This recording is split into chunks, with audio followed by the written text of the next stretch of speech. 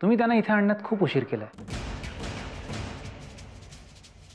खूप उशीर केला म्हणजे? हे बघा, तुम्हाला जे काही बोलायचंय ना ते स्पष्ट बोला. हे बघा, मी आधीही सांगितलं होतं की त्यांना हॉस्पिटलमध्ये ॲडमिट करा, पण anyways I try my level best.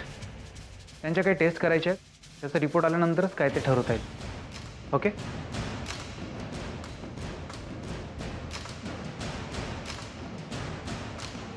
चिंता मत कर बेटी, अब तो आ गई है ना, अब सब ठीक हो जाएगा. डॉक्टरला काही बोलू दे, पण नीलराजे नक्की बरे होणार. बेटी, अल्लाच्या घरी देर आहे पण अंधेर नाही.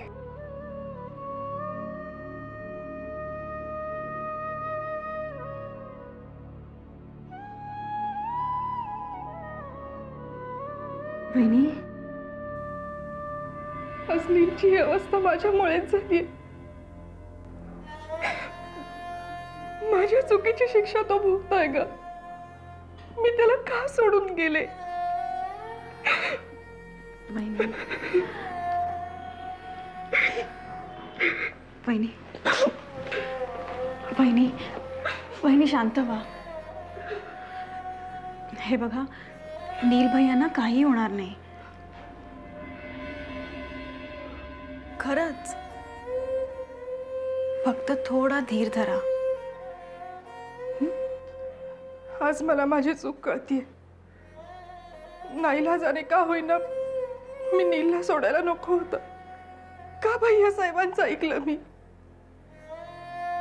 पण तेव्हा मला तरी कुठे माहिती होतं की याचा शेवट हा असा होईल म्हणून. मी नीलला सोडून गेले ते त्याच्यावरच्या प्रेमापोटीच ग. वहिनी, जे झालं ना ते होऊन गेलं. गेलेला काळ आपण परत आणू शकतो का? नाही ना. मग त्यावर विचार करण्यात तरी काय अर्थ आहे? आत्ता फक्त नील भैया बरे कसे होतील यावर विचार करूया. डॉक्टर रिपोर्ट्स घेऊन आले की मग ठरवूया काय करायचं. देवयानी, हा एवढा समजूतदारपणा कुठून का आला तुझ्या? परिस्थिती माणसाला सगळं शिकवते. तुम्ही काही काळजी करू नका, सगळं व्यवस्थित होईल.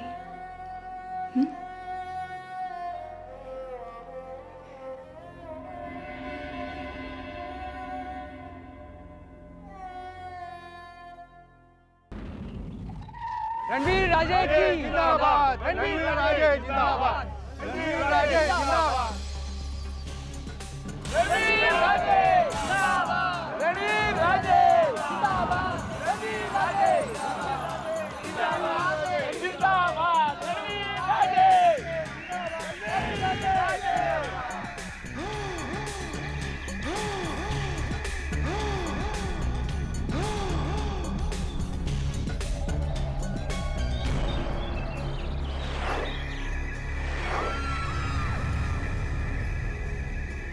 रणवीर राजे.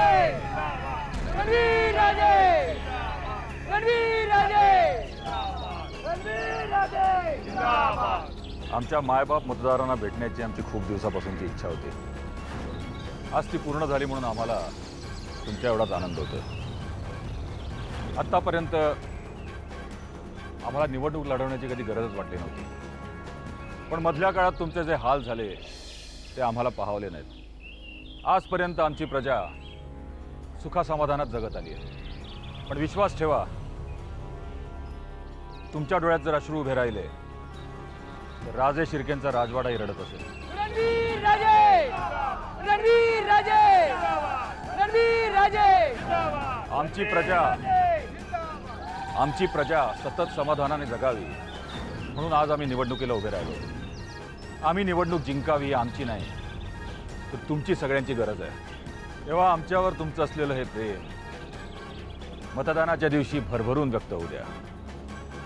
हीच विनंती करायला आज आम्ही इकडे आलोय. रणवीर राजे जिंदाबाद. रणवीर राजे जिंदाबाद. रणवीर राजे जिंदाबाद. रणवीर राजे जिंदाबाद. रणवीर राजे जिंदाबाद. रणवीर राजे, तुम्ही त्या देवयानीला तुमच्या घरची सून करून घेणार हे ऐकून लय बरं वाटलं बघा. खरं सांगू, त्यामुळेच तुम्ही आम्हासनी आमच्यापैकी एक वाटता. तुम्ही आम्हाला तुमच्यापैकीच एक समजता, म्हणून तुम्ही आम्हाला दिलेलं मत ते तुम्ही स्वतःलाच दिलं असं समजा. तुम्ही आम्हाला मायबाप म्हटलं ना, तेव्हाच आम्ही ठरवलं की आमचं मत तुम्हालाच. राजे, आपण ह्या गावात विजयी याल ही आम्हाला पक्की खात्री आहे.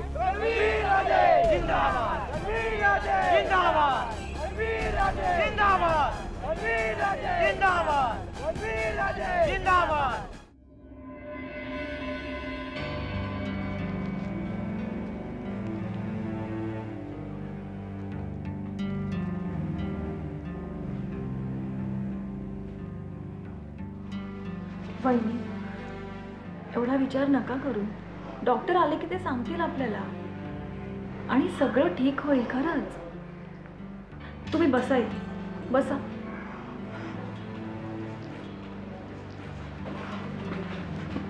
डॉक्टर, आले रिपोर्ट्स? नॉर्मल आहे ना सगळं? रिपोर्ट्स आलेत, पण पण काय? त्यांची एक किडनी सिव्हिअरली डॅमेज आहे आणि त्यांचं लिव्हरही नीट फंक्शन करत नाही. काय? हे बघा, तुम्ही काळजी करू नका. आम्ही आमच्या परीने पूर्ण प्रयत्न करीत आहोत. हे बघा रागिणी मॅडम, ट्रीटमेंट इमिजिएटली स्टार्ट करावी लागेल. त्यासाठी तुम्ही रिसेप्शनला पैसे डिपॉझिट करा. ओके?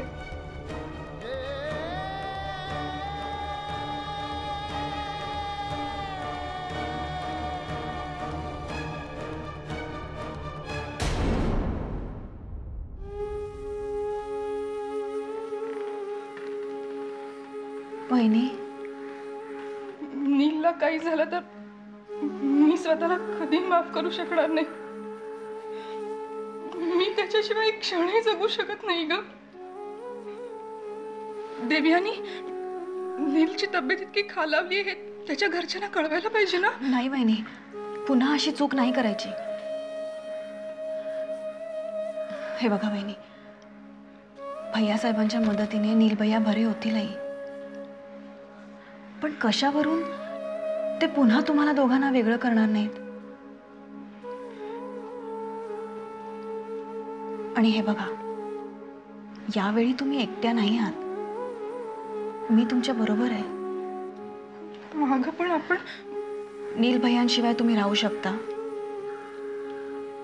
नाही ना? मग विषाची परीक्षा कशाला? तू म्हणतेस ते बरोबर आहे. मी उगाच भलते सलते विचार करण्यापेक्षा घरी जाऊन पैशाची व्यवस्था करते. वहिनी, पैसे आहेत माझ्याकडे. तरीही काही मदत लागलीच तर मला सांगा. आपण दोघी मिळून प्रयत्न करूया. तुमची धाकटी बहीण आहे असं समजा.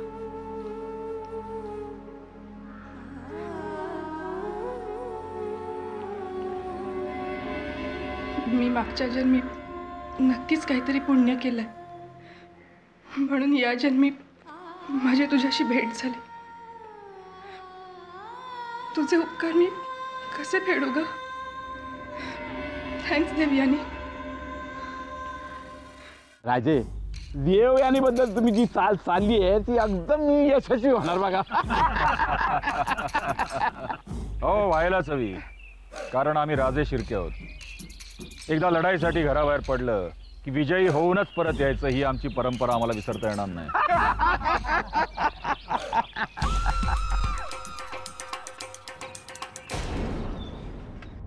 सुशीला, मणी आम्हाला अगदी आमच्या मुलासारखेच होते. त्यांच्या बाबतीत हे असं घडायला नको होतं, पण काय करणार? आपल्या हातात शेवटी काय नसतं म्हणतात ना, तेच खरंय. पण तुम्ही काळजी करू नका, आमचं घर तुम्हाला वाऱ्यावर सोडणार नाही. आम्ही तुमच्या पाठीशी आहोत ना सुशीला.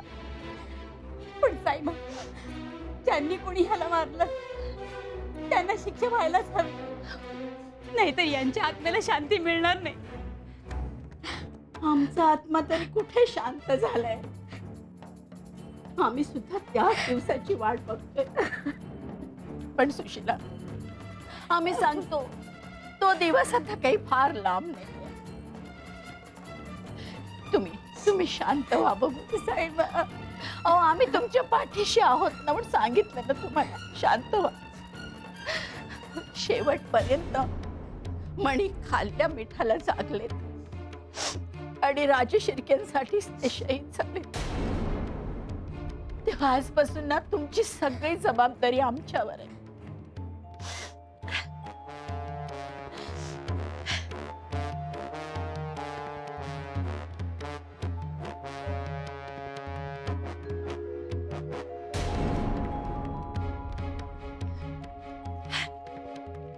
सुशीला, तुम्ही काही काळजी करू नका. हे घ्या पैसे. पैसे नको साईबा, आम्हाला पैसे नको. असू देत तुमच्या जवळ. पण अहो वेळेला उपयोगी पडतात.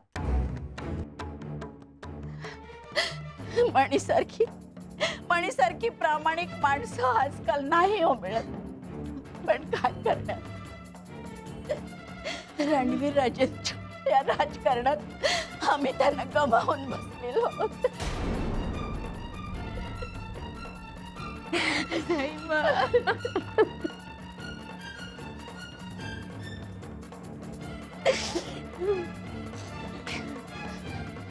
प्रियदर्शनी, तुम्ही बाहेर का उभ्या आहात? या ना, आत या.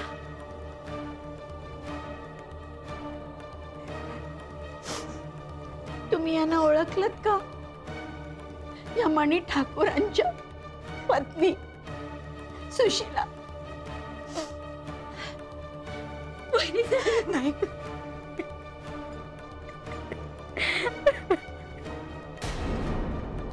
कधीही कशाचीही गरज लागली आवर्जून आम्हाला सांग. तुझ्या थोड्या जरी उपयोगी पडू शकलो डोक्यावरचा भार हलका होईल आमच्या. वहिनी, असं का म्हणता तुम्ही? तुला नाही कळायचं, पण एक गोष्ट लक्षात ठेव. या घरानं मणी भाऊजींवरती जेवढे उपकार केलेत ना, त्याच्यापेक्षा कितीतरी जास्त उपकार मणी भाऊजींचे या घरावर आहे.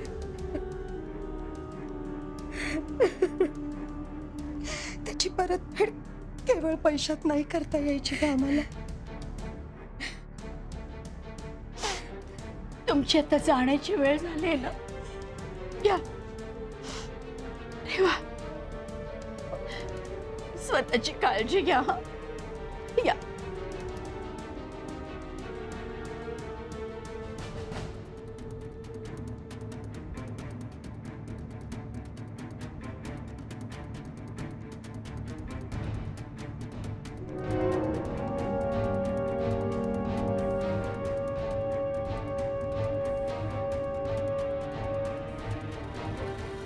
त्या सुशीला समोर मणी ठाकूरनी राजे शिर्क्यांवर केलेल्या कोणत्या उपकारांबद्दल तुम्ही बोलत होता?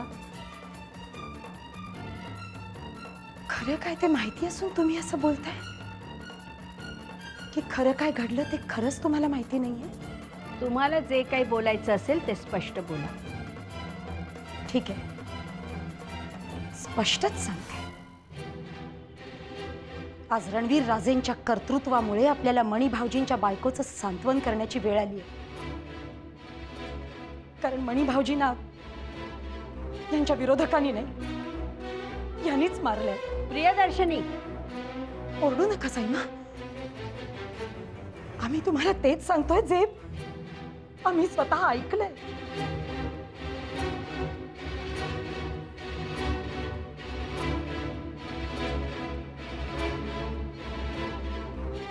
आज पुन्हा तुम्ही रणवीर राजेंवर आरोप करता आहात. याचे परिणाम काय होतील याची कल्पना आहे तुम्हाला? मणी ठाकूरना रणवीर राजांच्या विरोधकांनी मारले असं सगळं जग म्हणते. पण आम्ही जर तुम्हाला सत्य सांगतोय तर तुम्ही सत्य जाणून का घेत नाही आहात? त्याची आम्हाला गरज वाटत नाहीये. राजे रजवाड्यांच्या लढाईत मणीसारख्या सैनिकांची आहुती दिली जाते. यापुढे मणी प्रकरणाबद्दल बोलताना तोंड सांभाळून बोला.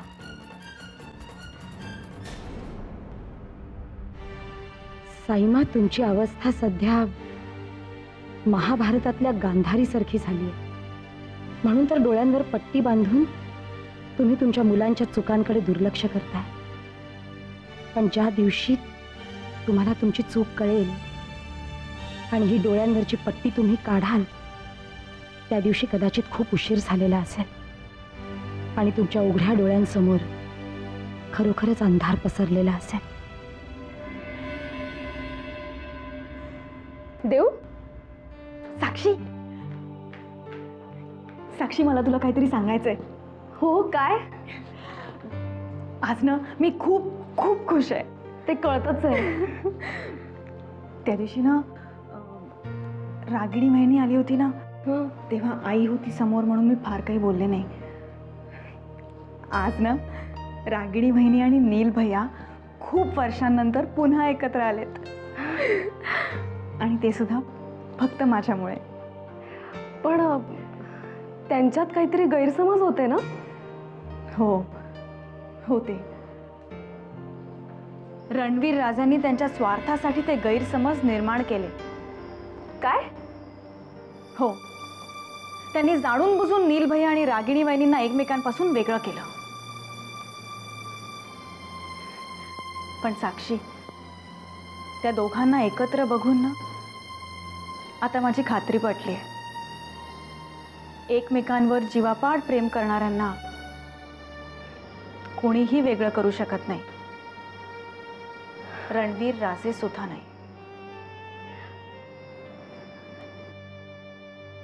देऊ, याचा अर्थ तू रणवीर राजेच्या विरोधात जातेस. तुला कळतंय का तू काय केलंयस? देऊ, अगं त्या दोघांना एकत्र आणण्यामागे तुझा हात आहे हे जर त्यांना कळलं तर काय होईल याचा विचार केलायस तू? त्याची मला गरज वाटत नाही साक्षी. आणि रणवीर राजे उद्या काय करतील यापेक्षाही नील भैया आणि रागिणी वहिनी यापुढे सुखाने जगतील याचाच मला जास्त आनंद वाटतो. पर साक्षी, घरात हे कुणालाही कळता कामा नये. आईलाही सांगू नकोस. उगाच विचार करत राहील. देऊ, तू नक्की काय विचार करून मध्यस्थी केली आहेस मला माहीत नाही. पण जर रणवीर राजे स्वतःच्या स्वार्थासाठी नील राजे आणि रागिणी वहिनींना वेगळं करू शकतात तर कशावरून?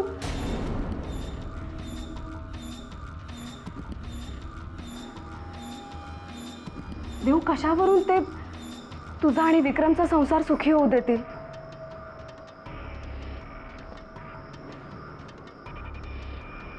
मी आता कोणालाही घाबरत नाही.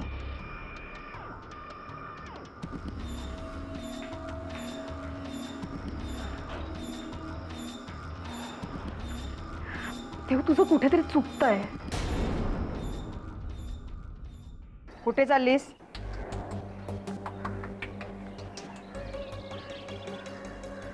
हा डबा घेऊन कुठे चाललीस? जरा काम होतं आणि घरी यायला उशीर होणार आहे ना, म्हणून घरचं जेवण. देवयानी, माझ्यापासून काही लपवण्याचा प्रयत्न करू नकोस. मला सगळं माहिती.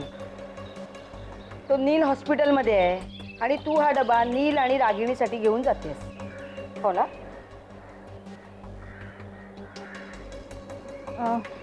हो.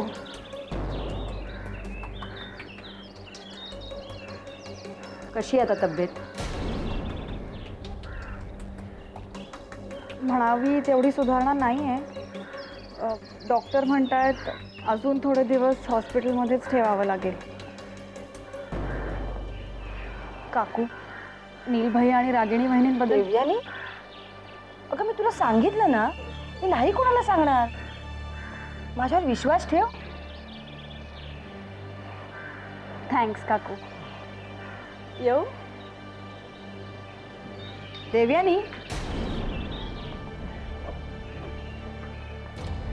तुला जी मी कामं सांगितली ती लक्षात आहेत ना? कुठली कामं? असं काय करतेस? विसरलीस एवढ्यात? रंजनाच्या भावाची नोकरी आणि प्रेमाच्या नवऱ्याचं कॉन्ट्रॅक्ट. हां आहे लक्षात आहे. करीन मी, नक्की करीन कामं. बरं निघ निघ, उशीर होतोय ना. हो, हो. बिचारी वाट बघत असतील. हां जा. चल.